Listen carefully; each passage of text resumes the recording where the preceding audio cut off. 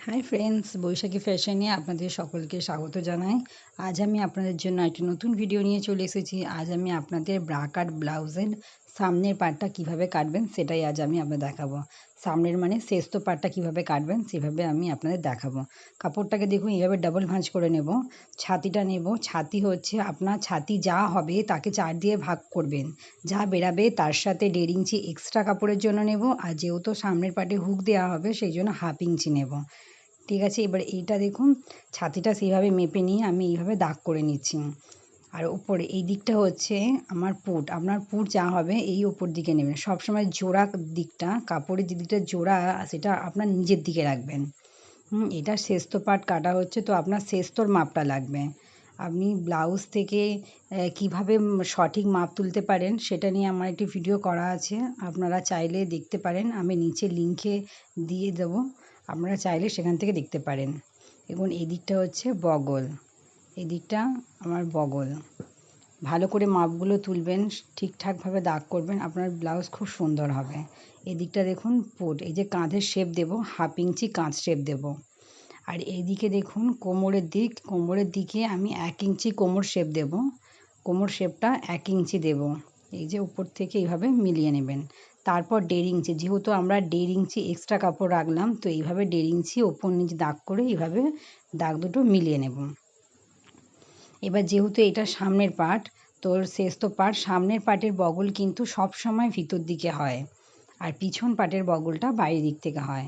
এইভাবে ভিতর দিকে বগলটা হবে। এবার দেখুন এখানে যে দাগটা করব, এটা আপনার ছাতি যা থাকবে তাকে 12 দিয়ে ভাগ করবেন, করে যা হবে সেইটা দাগ করবেন। এবার দেখুন এই যে ওপর থেকে যে দাগটা করব, এটা যদি কেউ লম্বা হয় সেক্ষেত্রে আপনি 5.5 নেবেন, আর যার হাইটটা যদি একটু শর্ট হয় সেক্ষেত্রে আপনি 5 রাখবেন। আবার অনেকে সামনেটা একটু কাটা পছন্দ করে, অনেকটা ডিপ পছন্দ করে, সেক্ষেত্রেও আপনি 5.5 রাখতে পারেন। এভাবে 1 ইঞ্চি দাগ করে এইভাবে এটা মিলিয়ে দেব। এবার দেখুন এইভাবে বগলে এইভাবে শেপটা দেব। এখানে খাপটা বসবে, এই বগল থেকে এই মাঝের দাগ পর্যন্ত 4 আঙুলের ডিস্টেন্স থাকতে হবে। এর থেকে সরু হয়ে গেলে ব্লাউজটা হয়তো হবে খুব একটা ভালো দেখতে হবে না। দেখুন এই যে মিডিলটায় খাপটা বসবে। যেভাবে ড্রয়িং করা আছে এইভাবে কিন্তু কাপড়টা আমরা কাটতে পারি, কিন্তু এইভাবে যদি কাপড়টা কাটি সেক্ষেত্রে কিন্তু কাপড় আমার অনেকটা নষ্ট হবে। সেই কারণে কাপড়টাকে এইভাবে সামনের দিকে টেনে নেবেন। যেদিকে টিয়া পাখি ঠোঁটের মতো করা আছে ঠিক সমান করে এইভাবে কেটে নেবেন।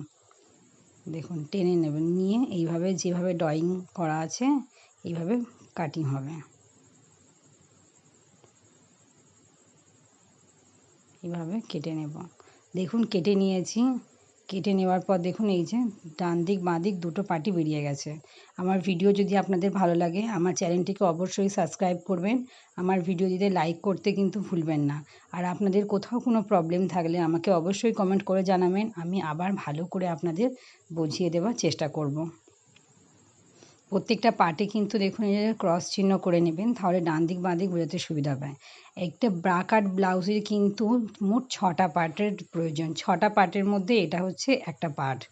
এই এই যে শেপটা যতটা সুন্দর দেবেন আপনি খাপটাও কিন্তু ততটাই সুন্দর বসবে। ব্লাউজটার ফিটিংসটা খুব ভালো।